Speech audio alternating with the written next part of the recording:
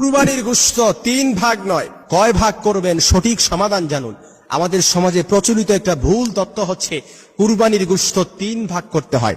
1 ভাগ নিজেরা খাবেন, 1 ভাগ আত্মীয় স্বজনদেরকে দিবেন, 1 ভাগ গরিবদেরকে দিবেন। এটা হচ্ছে আমাদের সমাজে ভুল তথ্য। কোরআন এবং হাদিসের কোথাও এই কথা নাই যে কোরআন অর্থাৎ কুরবানির গোশত 3 ভাগ করতে হবে। কিন্তু কয় ভাগ করবেন সঠিক, অবশ্যই কুরবানির গোশত দান করতে হবে, কিন্তু কয় ভাগ করবেন এক্ষেত্রে সঠিক সমাধান আল্লাহ তাআলাই দিয়ে দিয়েছেন সূরাতুল হজের 28 এবং 36 নম্বর আয়াতে। আপনার কনসেপশন আইডিয়া ক্লিয়ার করার জন্য আপনি দেখে নিতে পারেন। আল্লাহ তাআলা বলেছেন অর্থাৎ কুরবানির গোশত আপনার সর্বপ্রথম হচ্ছে যারা কুরবানি দিবেন গোশত খাবেন, কারণ আল্লাহ তাআলার কাছে তো গোশতটা আর পৌঁছায় না। গোশতটা তো অবশ্যই খাবেন আপনি, এটা আল্লাহ তাআলা নিষেধ করে নাই। লা ইয়ানালাল্লাহু লুহুমুহা ওয়ালা দিমাউহা ওয়ালাকি ইয়ানালুহুত তাকওয়া মিনকুম। আল্লাহ তাআলার কাছে তাকওয়া পৌঁছায়, রক্ত গোশত এগুলো পৌঁছায় না। গোশত খান, তবে সর্বপ্রথম কুলু, নিজেরা খান।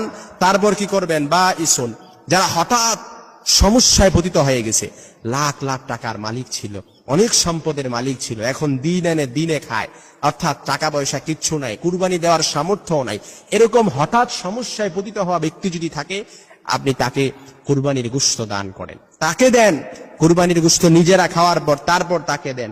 তারপর 3 নাম্বার, ইসলাম আমাকে যে প্রেসক্রিপশন দিয়েছে, কোরআন আল্লাহ তাআলা বলেছেন, তারপর কাকে দিবেন? ফকির, যারা গরিব তাদেরকে দান করেন। তাদেরকে, গরিব মানুষ থাকলে, নিকটস্থ গরিব মানুষ, তাদেরকে দান করেন। প্রতিবেশী, আপনার হক আছে অবশ্যই, এই প্রতিবেশীকে গরিব থাকলে তাদেরকে দান করেন।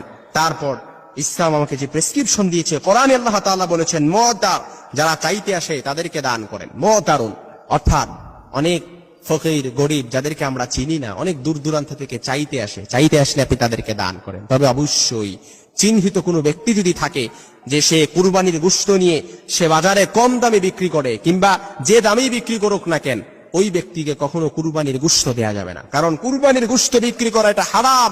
যে ব্যক্তি কুরবানির গোশত নিয়ে তারপর বাজারে বিক্রি করে দেয়, তাকে অবশ্যই কুরবানির গোশত দেয়া যাবে না, ইসলাম এটা নিষেধ করে দিয়েছে। সর্বশেষ, কুরবানির গোশত যাকে দিবেন সে হচ্ছে কানিয়া, যে আল্লাহর দেয়া রিজিকে সন্তুষ্ট থাকে, কুরবানি করার সামর্থ্য নেই কিন্তু কারো কাছে চাইতেও আসে না, ওই ব্যক্তিকে দেন। আল্লাহর দেয়া রিজিকে সন্তুষ্ট আছে, নামাজ পড়ে 5 ওয়াক্ত, ইসলামের বিধিবিধানগুলো মেনে চলে, এরকম সমাজে আমি বলতে চাই না, কিন্তু দেখা যায় প্রিয় ভাইয়েরা, আপনারা যদি লক্ষ্য করেন, অনেক মসজিদের ইমাম মুয়াজ্জিনরা আছে যারা সামর্থ্য নাই, অর্থাৎ বেতন পায় 10 থেকে 12,000 টাকা, ম্যাক্সিমাম মসজিদে এখন এরকম। ওই ব্যক্তি কিভাবে 25,000 20,000 টাকা শরীকে ওই ব্যক্তি কুরবানি দিবে, সেটা তো দুঃসাধ্য ব্যাপার, কল্পনাও করা যায় না। এজন্য মনে রাখবেন, যারা কুরবানির গোশত অর্থাৎ খাওয়ার পরে যারা এরকম